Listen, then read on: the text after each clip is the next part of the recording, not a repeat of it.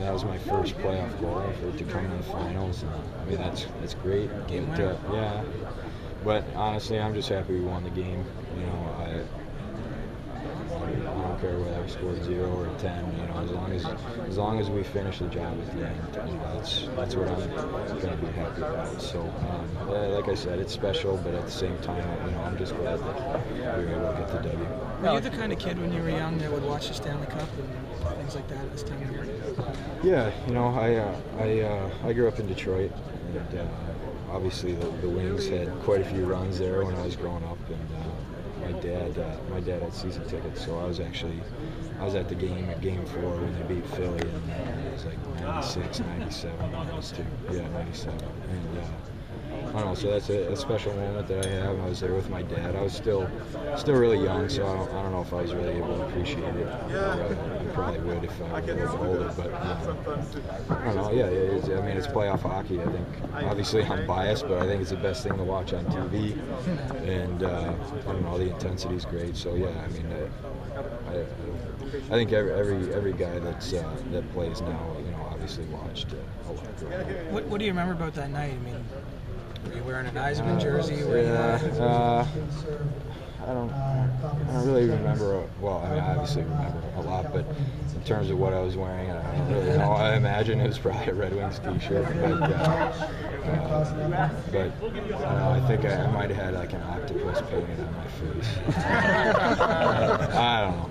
But no, it was a real, it was a special moment just because I was with my dad. You know, I'll cherish that forever. So, you know, he's been at the game. He was at the game last week, so it was special for him. But you know, I guess, you know, the coaching staff's been telling us that, you know, it's important to enjoy the experience, and I think that it's good that you can have family and friends that you care about around to enjoy it with you. But you know, at the same time, we haven't won anything yet, so we got to take a good focus here today and tomorrow, and you know, really try to come out and play a good game. What's your dad's name? Frank. You talk about the coaches that Darryl, a lot of guys know about Darryl, how he strives for perfection, and that even when you're playing well, he's going to find 2 or 3 things to work on that in a TV timeout or in a practice the next day. How has that allowed you guys to stay grounded? Because you're on the verge of history. Yeah, I mean, I don't know. I guess, you know, there's always room for improvement.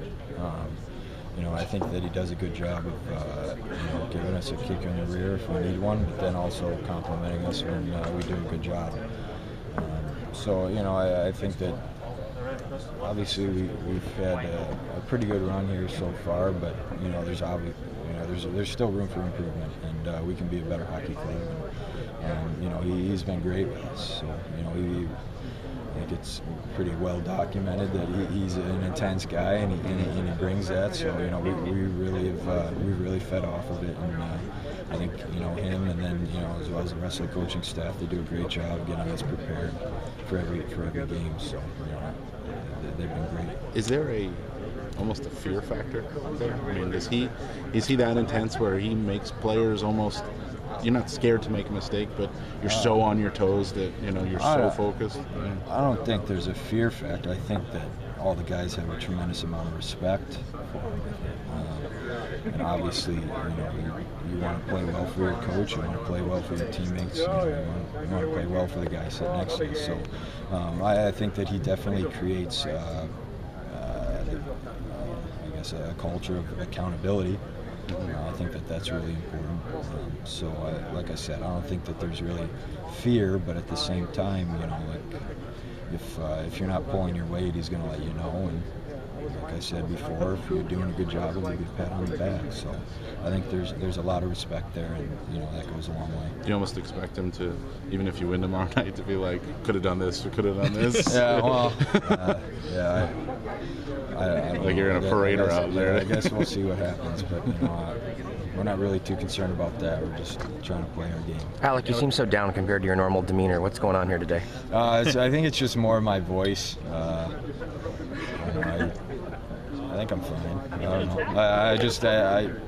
I'm not down. I'm just focused. I mean, I know that it's obviously a real exciting part of the year, but I don't know. I guess you got to stay focused and stay even keel. But I think that definitely my voice has something to do with it. So what was better I'm last? actually a lot more excited than I sound. What was better, scoring the goal last night, or knowing the boys can't chirp you anymore because it's pretty much just Scuderi that's left at this point?